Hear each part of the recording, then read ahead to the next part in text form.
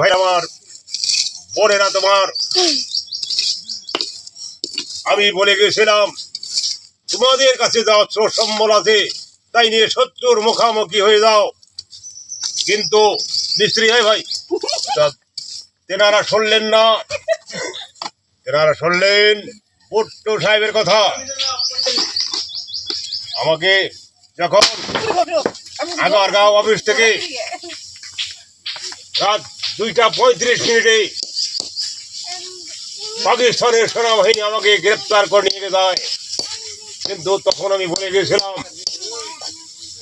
তোমাদের কাছে যা আছে তাই নিয়ে শত্রুর মোকাবিলা হয়ে যাও, কিন্তু শুনলেন না। তারা শুনলেন পুট্টু সাহেবের কথা। এখন আমি তোমাদের মাতে মারবো, কাপড়ে মারবো, রাস্তায় ঘাটে মারবো, কিন্তু রসিদ পাবেন না। এই পাকিস্তানে একটা গমের ওজন হলো 3.5 কেজি, আর বাংলাদেশে আসতে আসতে সিমেন্টের ঘষা খাইতে খাইতে সেই গম এক রতিও থাকে না।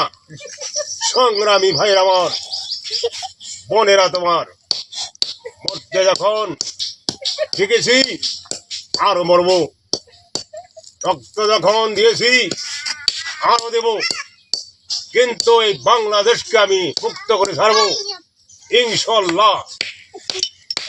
আফ্রিকা মহাদেশ এরা পাইছে স্বর্ণের খনি, আর আমি মজিব রক্ত দিয়ে, জান দিয়ে, প্রাণ দিয়ে আমি পেয়েছি চোরের খনি। সংগ্রামী ভাইয়ের আমার,